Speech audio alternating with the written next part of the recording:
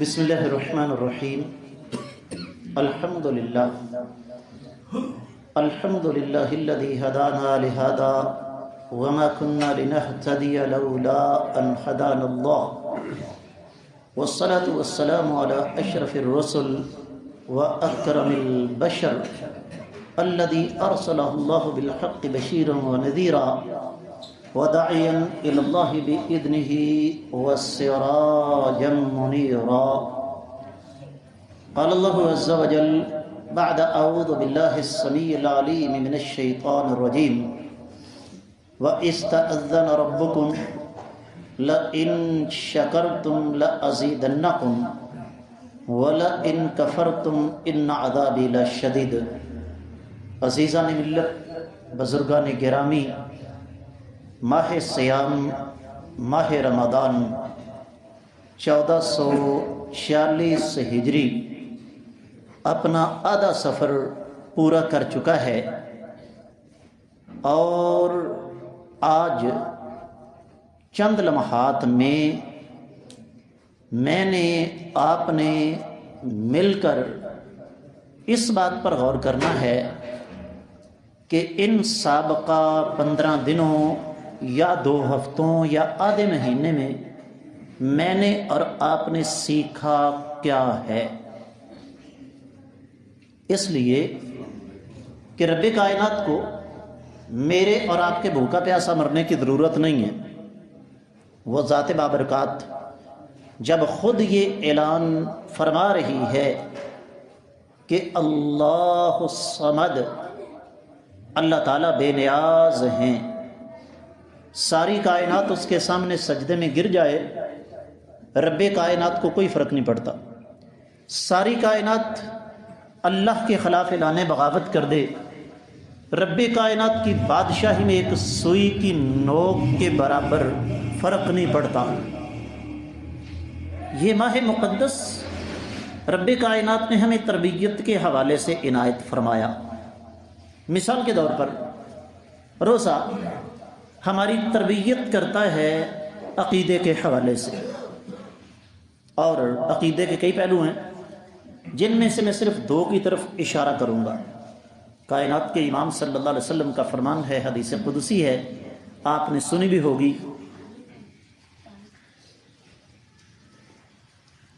نبی کریم صلی اللہ علیہ وسلم نے ارشاد فرمایا، رب کائنات ارشاد فرماتے ہیں، کل عمل ابن آدم لہ الا الصوم فانہ لی وانا اجزی بہ۔ آدم کے بیٹے کا ہر عمل اس کے اپنے لیے ہے، ما سوائے روزے کے۔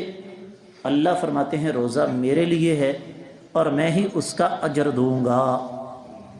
اس حدیث کے بہت سارے مفہوم اہل علم نے بیان کیے، لیکن ان میں سے صرف ایک میں آپ کو سمجھا دوں۔ کیوں کہ میں نے بڑا محدود سا وقت لیا ہے، اس میں مجھے اپنی بات مکمل کرنا ہے۔ جس طرح ہر پھل کا اپنا ایک ذائقہ ہے، ہر پھول کی اپنی خوشبو ہے، اسی طریقے سے ہر عبادت کا اپنا ایک مزاج ہے، اپنی ایک انفرادیت ہے۔ روزہ دیگر عبادات سے کئی حوالے سے مختلف ہے۔ ان میں سے ایک یہ بھی ہے کہ روزے میں ریاکاری نہیں ہو سکتی۔ آپ نماز پڑھتے ہیں، کوئی آپ کو دیکھ لے گا، زکوٰۃ دیں گے، کم از کم جس کو دیں گے اس کو پتہ چل جائے گا۔ جتنا مرضی آپ چھپ کر حج کریں، وہاں پر ملینز کے حساب سے لوگ آپ کو دیکھ رہے ہیں۔ اللہ کی راہ میں جہاد کے لیے نکلتے ہیں، اکیلے تو نہیں نکلیں گے، لیکن روزہ ایک ایسی عبادت ہے جو اللہ اور بندے کے درمیان راز ہے۔ یہی وجہ ہے کہ اہل علم یہ فرماتے ہیں کہ اس حدیث کا ایک مفہوم یہ بھی ہے کہ جس طرح رب کائنات کی ذات بابرکات کو عقل کے ترازو میں نہیں تولا جا سکتا، روزے دار کا اجر اتنا زیادہ ہے کہ اس کے اجر کو کسی ترازو میں تولا ہی نہیں جا سکتا۔ تو یہ ایک پہلو ہے۔ اگر رمضان میں بھی میرے عقیدے کے اندر موجود شرک ختم نہیں ہوتا، مجھے اپنے اللہ کی معرفت نہیں ملتی، تو سمجھ لیجیے یہ 15 دن میں نے ضائع کیے ہیں، فائدہ کوئی نہیں۔ پھر ایک اور پہلو ذہن میں رکھیے، عقیدے کا ہی یاد رکھیے، رسالت عقیدہ ہے۔ جو لوگ رسالت کو عقیدہ نہیں مانتے ان کو اپنے ایمان کی فکر کرنی چاہیے۔ ہمارا اور میرے ذہنوں کا اختلاف بنیادی طور پر کیا ہے؟ وہ ظالم عقیدہ رسالت پر ڈاکہ مار رہے ہیں۔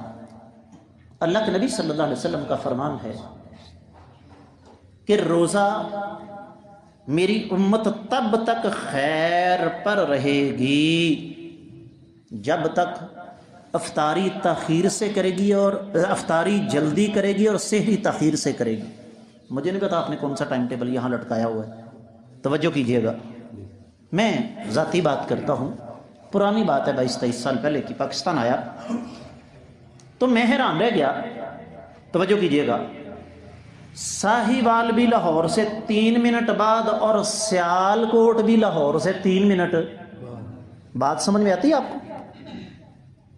ساہیوال لاہور سے مشرق کی جانب اور سیال کوٹ لاہور سے مغرب، نہ سیال کوٹ، ساہیوال لاہور سے مغرب کی جانب اور سیال کوٹ مشرق کی جانب۔ میں نے تحقیق کی تو پتہ یہ چلا کہ ہم لاہور سے 3 منٹ پہلے ہیں۔ پوری ذمہ داری کے ساتھ بات کر رہا ہوں، جس بھائی کو اختلاف ہو، درس کے بعد بیٹھا ہوں، اگر انٹرنیٹ کی سہولت آپ کے پاس موجود ہو، جس سسٹم نظام کے تحت بیت اللہ اور مسجد نبوی کا وقت نمازوں کا بن رہا ہے نا، میں islamicfinder.org اوپن کر کے آپ کو دکھا دوں گا۔ آج کا سیالکوٹ کا افطاری کا وقت 6:11 ہے، 14 نہیں، 16 نہیں۔ اب ایک مسلمان روزہ کھولتا ہے، جو ہی سورج ڈوبا روزہ کھول لیا۔ کس کا طریقہ بھائیو؟ نبی علیہ الصلوۃ والسلام۔ پھر ایک بندہ جان بوجھ کر کھا پی لے، روزہ گیا، اور اگر بھول کر کھا پی لے تو کس کا طریقہ؟ کیا میں نے اپنی روزمرہ زندگی میں اس چیز کو بنیاد بنا کے اتباع سنت کی تربیت حاصل کی؟ پھر اور آگے بڑھیے، روزہ صرف اکیلی عبادت نہیں، بہت ساری عبادات کے حوالے سے میری اور آپ کی تربیت کرتا ہے۔ مثلا اس انسان سے بڑا بد نصیب کوئی نہیں جو رمضان میں تو نماز کی پابندی کرتا ہے اور رمضان گزر گیا، میں کون اور تو کون۔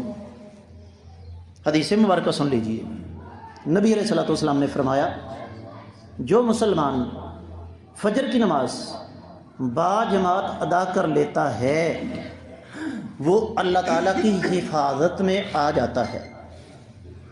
اب اس حدیث کا مفہوم مخالف لیجئے، جس نے فجر کی نماز باجماعت نہیں پڑھی وہ اللہ کی حفاظت میں نہیں۔ اور بات نوٹ کیجئے، جس گھر میں ایک فرد بھی جس کی عمر 10 سال سے زیادہ ہے، اگر فجر کے وقت سویا رہ گیا، اس گھر سے نحوست اور بے برکتی کبھی ختم ہو سکتی نہیں۔ یہ جو رو رہے ہیں نا، مر گئے بھوکے، کھا گئے کتے، سیاستدان لوٹ کر کھا گئے، حکومت خون چوس رہی ہے، یہ ہو گیا وہ ہو گیا، اصل معاملہ اور ہے۔ ہم نے رازق کو چھوڑا اور رزق کے پیچھے بھاگنا شروع کر دیا۔ جس دن ہم نے رزق کو چھوڑ کر رازق کے ساتھ اپنا تعلق جوڑ لیا، اللہ کی قسم اللہ تعالیٰ ساری فکریں ختم کر دیں گے۔ قرآن کہتا ہے وَمَن يَتَّقِ اللَّهَ يَجْعَل لَّهُ مَخْرَجًا وَيَرْزُقْهُ مِنْ حَيْثُ لَا يَحْتَسِبُ، کہ جو اللہ تعالیٰ سے ڈر جاتا ہے، رب کائنات مصیبتوں سے نکلنے کے راستے پیدا کر دیتے ہیں، اس کو وہاں سے رزق ملتا ہے جہاں سے وہ سوچ بھی نہیں سکتا۔ کیا میں نے یہ سبق سیکھا رمضان کے دوران؟ پھر آگے بڑھیے، میرے اللہ کو قطعاً کوئی ضرورت نہیں ہے کہ میں اور آپ طلوع فجر سے لے کر غروب آفتاب تک بھوکے مریں۔ لفظ سخت ہے بھوکا مرنے کا، لیکن جھٹکی زبان ہے نا، ذرا سادہ، رب کائنات کو کوئی ضرورت نہیں، لیکن رب کائنات مجھے طلوع فجر سے لے کر غروب آفتاب تک مجھے آپ کو بھوکا رکھتے ہیں، پیاسا رکھتے ہیں، کس لیے؟ اس کی ایک اور بہت بڑی وجہ ہے، اللہ کی زمین پر اگر کروڑوں نہیں تو لاکھوں ایسے مسلمان موجود ہیں جن کا سارا سال ہی رمضان ہوتا ہے۔ بڑی دردناک بات کرنے لگا ہوں۔ ایک مفتی صاحب نے ایک کال ریسیو کی، فون کرنے والا کہتا ہے بزرگوں اگر مجھے سحری اور افطاری میں گندے پانی کے علاوہ کچھ بھی میسر نہ ہو تو میرا روزہ ہو جائے گا؟ آج ہم شادیوں پر لاکھوں روپے کا کھانا ضائع کر دیتے ہیں اور ہمیں ذرہ برابر اس بات کا احساس نہیں کہ غزہ میں ہمارے بھائیوں کی صورتحال کیا ہے۔ میرا اللہ ایک سال کے بعد ایک مہینہ مجھے اور آپ کو اللہ تعالیٰ عنایت فرماتے ہیں تاکہ جب تمہاری انتڑیاں لپٹیں، تمہارا منہ خشک ہو تو تمہیں اس بات کا احساس ہو کہ بھوک اور پیاس کہتے کسے۔ طریقے سے روزہ ایک اور حوالے سے ہماری تربیت کرتا ہے، ذرا ٹٹول لیں اپنے آپ کو۔ وہ کیا بات یاد رکھیے گا، جو آدمی سنت کے مطابق صحیح طریقے سے سحری اور افطاری کرتا ہے، اس روزے کی وجہ سے رب کائنات اس کی 20 بیماریاں ختم کر دیتے ہیں۔ ہماری مصیبت کیا ہے، ہم نے سحری کے وقت بھی ابل تو 4 نہیں تو 3 آدمیوں کا کھانا طے بٹھانی ہے پیٹ میں، اور یہی حال افطاری کے وقت۔ ابھی عید گزرنے کی دیر ہے، میں آپ کو بتا دوں کہ مجھے پاکستان آئے ہوئے 23واں سال ہے، اور اللہ کا شکر ہے کہ میں 23 دفعہ ڈاکٹر صاحب کے پاس نہیں گیا۔ بڑی بد دعائیں دیتے ہیں ڈاکٹر مجھے، ساڈے کاروبار کا بیڑا تو غرق کر چھڑے۔ اصول کیا ہے سنیے ذرا، آدھا رمضان گزرا ہے، آج اپنا وزن کریں، عید کی نماز پڑھ کے دوبارہ اپنا وزن کریں۔ اگر تو کو 2 3 4 5 کلو کم ہو گیا تو سمجھ لیجیے کہ روزے نے ہمیں کو فائدہ دیا ہے، اور اگر کو 2 4 کلو بڑھ گیا تو سمجھ لیجیے میں نے عیاشی کی ہے، رمضان نہیں گزارا۔ ایک طبی اصول آپ کو بتاتا ہوں، بیماریوں کا مرکز معدہ ہوتا ہے، یاد رکھیے۔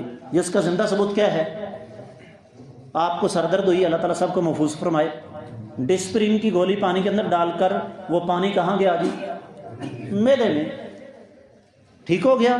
دانت میں درد ہے، او جی فٹافٹ درد کی گولی منگواؤ، وہ کہاں گئی؟ ہڈی ٹوٹ گئی، کون سی دوائی ہے جی؟ ڈاکٹر نے کون سی گولی دینا ہوتی ہے ہڈیوں کے لیے؟ وہ بھی ساری کہاں جاتی ہے؟ معدے میں۔ اس کا مطلب کیا ہوا کہ معدہ دراصل مرکز ہے۔ اب یہاں 2 باتیں ذہن میں رکھیے۔ اگر میں یہاں کہوں کہ آج سحری میں کس کس نے کھجور کھائی تھی، ذرا ہاتھ کھڑا کرنا، اے لو پڑھو، گنتی 10 بندے نہیں۔ اللہ کے نبی صلی اللہ علیہ وسلم کا فرمان ہے تمہاری سب سے بہترین سحری کھجور ہے۔ ہمارے ہاں میوہ ہے، ہم نے رمضان کے علاوہ کبھی اس کو چھیڑا ہی نہیں۔ نبی کریم صلی اللہ علیہ وسلم کے فرمان کے مطابق بہترین سحری ہے، اور حدیث میں آتا ہے کہ صحابہ کرام ایک کھجور کھا کے سارا دن گھوڑے پر بیٹھ کر جہاد کرتے تھے۔ اس کا مطلب ہے کہ ایک کھجور کے اندر اتنی طاقت ہے کہ انسان سارا دن مشقت اٹھا سکتا ہے۔ ہوں جنہیں 6 روٹیاں کھانی نے، ایک کھجور نہ کی بڑھنا۔ اب ہوگا کیا، 12 بجے 1 بجے 2 بجے حد 3 بجے معدہ خالی ہو جائے گا۔ اب جب معدہ خالی ہوگا، معدے کے اندر پیدا ہوگی حرارت۔ طبی بات آپ کو سمجھا رہا ہوں، کسی کی باتوں میں نہ آئیو تیرا معدہ گرم ہو گیا، معدے کو تو گرم ہونا چاہیے۔ اب وہ کچھ مانگتا ہے، اور مسلمان نے روزہ رکھا ہوا ہے، گھنٹے بھی 3 سوا 3 باقی ہیں ابھی۔ اب جب مسلمان معدے میں کچھ پہنچائے گا نہیں نا، تو معدہ پھر پورے جسم سے رابطہ کرے گا، کہاں کہاں فاسد مادہ موجود ہے، ادھر لاؤ بھائی۔ جتنے فاسد فالتو گندے مادے جسم کے اندر موجود ہیں روزے کے نتیجے میں وہ سارے کے سارے خارج ہو جائیں گے۔ یہ روزہ پگھلا کر ان مادوں کو ختم کر دے گا، بہت ساری بیماریاں روزہ رکھنے کی وجہ سے ختم ہو جائیں گی۔ کیا میں نے ان 15 دنوں میں یہ تجربہ کیا؟ اللہ کے نبی صلی اللہ علیہ وسلم نے افطاری میں کھجور کھانے کا حکم دیا، کس وجہ سے؟ اسی وجہ سے کہ معدہ جب سارا دن خالی ہوتا ہے، جب آپ کھجور اس معدے میں ڈالیں گے، کھجور کا مزاج بھی گرم اور طاقت والا ہے، نتیجتاً سارے دن کی بھوک اور پیاس کے نتیجے میں پیدا ہونے والی کمزوری کھجور کی وجہ سے نہیں۔ تسی چل کے پیو سٹنگ پیپسیاں، بیڑا غرق کرو، ڈاکٹروں کا کاروبار بھی تو چمکانا نا۔ کیا خیال ہے؟ کیوں جی انہوں نے تو ساڈے کولوں کھانا، انہوں دی کہڑیاں فیکٹریاں لگیاں نے، ہے کہ نہیں؟ ایک زمانہ تھا یہاں اگر کوئی 90-95 سال کے بزرگ تشریف فرما ہوں، کیوں جی بزرگوں، آج سے 40-50 سال پہلے 10 پنڈوں کے اندر ایک حکیم ہوتا تھا اور وہ بھی سارا دن فارغ بیٹھا ہوتا تھا۔ وجہ اس کی کیا ہے کہ لوگوں کی خوراکیں خالص ہوتی تھی۔ بات آگے بڑھتی ہے، میرے پاس گنتی کے 7-8 منٹ باقی ہیں، سن لیجئے۔ اس ماہ صیام میں کیا میں نے اپنی کچھ بری عادات پر قابو پایا؟ مثال کے طور پر آپ نے غور کیا ہوگا، ایک تو حدیث ہے نبی علیہ السلام کی، فرمایا من لم یدع قول الزور والعمل به فلیس للہ بحاجہ ان یدع طعامہ وشرابہ۔ جو بندہ روزہ رکھ کے بد کلامی کرتا ہے، بد زبانی کرتا ہے، اپنی زبان کی حفاظت نہیں کرتا، اللہ کو اس کے بھوکا پیاسا مرنے کی ضرورت۔ اور آپ نے سنا ہوگا اب بھی وہ لوگ ہیں، روزے کی حالت میں کوئی بات آ جائے تو کہتا ہوں میں تینوں کی آکھاں، میں روزہ رکھیا ہوا ہے یا نہیں؟ او بھائیو، بیٹو، بزرگو، اگر روزے کی حالت میں زبان کی حفاظت ہو سکتی ہے تو روزے کے علاوہ بھی ہو سکتی ہے۔ کیا میں نے ان 15 دنوں میں یہ بات سیکھی؟ پھر ایک اور بات ذہن میں رکھیے، فجر کی اذان میری معلومات کے مطابق کوئی 4:58 پہ ہوئی، 48 منٹ پہ، 4:45 لگا لیں، 6:11 پہ افطاری ہو گئی۔ یہ وقت کتنا بنتا جی ٹوٹل؟ 13 گھنٹے 13 گھنٹے ہی بنتے ہیں نا تقریباً۔ ایک سوال ہے، دنیا کی منفرد ترین خوراک ہے جس کے جانے کا راستہ بھی ایک اور نکلنے کا راستہ بھی ہے کہ نہیں؟ سگریٹ۔ اور جب مولوی آپ کو کہے نا یہ مکروہ ہے، بڑا سخت لفظ استعمال کروں گا، اس مولوی کو لاہور مینٹل اسپتال جا کے بجلی کے جھٹکے دلوائیں، اس کا دماغ خراب ہے۔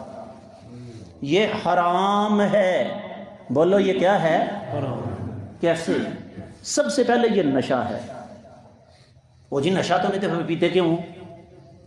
او جی میں تو سگریٹ پینا، میں تو کدے نشہ نہیں ہوا۔ او بھائی تم عادی ہو، جس بندے نے کبھی سگریٹ نہیں پیا اس کو 2 کش لگاؤ چکر کھا کے گرے گا یا نہیں؟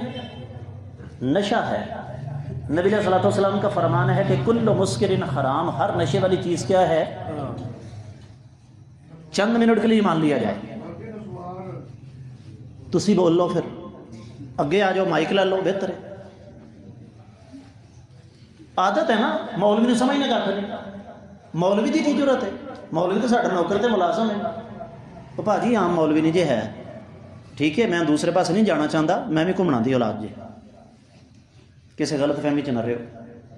لوگ مولوی رکھے نا مسیتاں چ، اللہ دی قسم میں نمازی رکھے ہوئے جی، ایک نہیں 2 مسیتاں نے میریاں، ٹھیک ہے۔ لوگ مسجدوں چوں تنخواہ لیندے نے، میں اپنی مسجداں اپنی جیب چوں پالدا جے پیا۔ یہ تو تہاڈی محبت ہے، اور یہ آپ کو نہیں پتا، بات ضمناً یاد آ گئی ہے۔ بھوپال والے کے ساتھ میرا بڑا پرانا تعلق ہے۔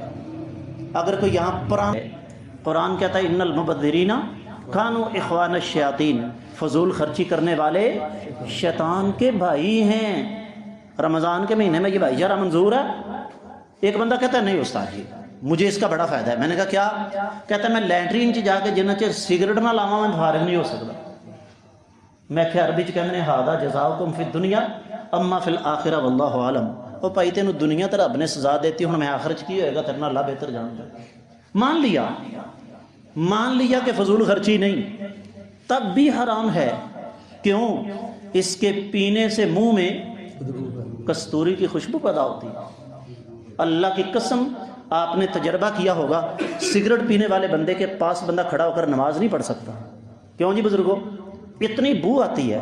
اور کائنات کے امام صلی اللہ علیہ وسلم نے کچا لہسن، کچا پیاز جو کہ حلال ہیں، کھا کر مسجد میں آنے سے منع فرما دیا. کس لیے؟ کہ ان کے کھانے سے منہ میں بو پیدا ہو جاتی ہے. بھائی، بیٹے، بزرگ، سبھی توجہ فرمائیں. اگر 13 گھنٹے اس کے بغیر گزر سکتے ہیں تو کیا خیال ہے باقی 11 گھنٹے نہیں گزر سکتے؟ کسی بھائی سے کہو نا 10 روپے کا نوٹ نکال کر بتی بنا کر اس کو آگ لگائے. حالانکہ 10 روپے بچہ نہیں لیتا آج، پتہ ہے نا آپ کو. 10 روپے کے نوٹ کو کوئی بتی بنا کے آگ نہیں لگائے گا. ایک دن میں کتنے پیسوں کو آگ لگاتے ہو؟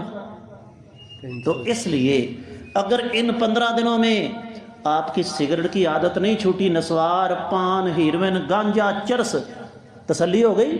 اگر یہ عادتیں نہیں چھوٹی تو ابھی بندوبست کر لیجئے. ہر چیز نبی علیہ السلام نے فرمایا کلو مسکرن حرام، ہر نشے والی چیز کیا ہے؟ حرام ہے. اور آخری بات، بلکہ آخری سے پہلی بات عرض کر دوں. بعض بندے بڑے پیٹو ہوتے ہیں. پاجی کتنے چلے ہو روٹی کھان؟ پاجی کتوں آئے ہو روٹی کھا کے؟ رمضان میں اپنی اس بسیار خوری کی عادت پر قابو پائیں. اللہ کی قسم 22 24 سال کے نوجوانوں کو آج شوگر ہو رہی ہے، بلڈ پریشر ہو رہا ہے، ہائپرٹائٹس ہو رہا ہے. اس کی سب سے بڑی وجہ کیا ہے؟ بسیار خوری، گندی خوراک اور بیہودہ خوراک. نبی علیہ السلام نے فرمایا آدم کے بیٹے کے لیے چند لقمے کافی ہیں جن سے اس کی کمر سیدھی رہ سکے. فرمایا اگر زیادہ کھانا چاہے، بولو اگر زیادہ کھانا چاہے تو پیٹ کے 3 حصے کرے. تیسرا کھانے کے لیے، تیسرا پانی کے لیے، اور تیسرا سانس لینے کے لیے. ہم نے کیا کیا؟ تینوں ہی کھانے کے ساتھ پر، اور اس کے بعد اوپر سے پیا پانی. وہ کیسے پہ میدے تک پہنچا یہ اللہ بہتر جانتا ہے. پھر میدے کا السر نہ ہو تو اور کیا ہو، پھر قبض نہ ہو تو اور کیا ہو. جاؤ جا کے فیض دیاں بوتلوں لاؤ، پھر ڈاکٹروں دے کھولو. آخری بات سن لیجیے. اللہ اکبر. اس موضوع پر ہمارا ایک مستقل جمعہ ہے. میں نے ابھی پرسوں ہی خطبہ دیا ہے. رمضان میں پیش آنے والے بڑے بڑے تاریخی واقعات سنیے. بدر کس مہینے میں؟ فتح مکہ کس مہینے میں؟ اور تبوک کا مارکہ کس مہینے میں؟ پاکستان بنا تو کس مہینے میں؟ یہ مہینہ ہمیں جہاد فی سبیل اللہ کی یاد دلاتا ہے. اور جہاد فی سبیل اللہ اندھے کی لاٹھی نہیں ایسے ہی گھما دو، بھول جاؤ اس بات کو. جہاد کی باقاعدہ ایک اسٹریٹجی ہوتی ہے، ایک حکمت عملی ہوتی ہے. اس کے لیے شریعت نے اصول و ضوابط بتائے ہیں.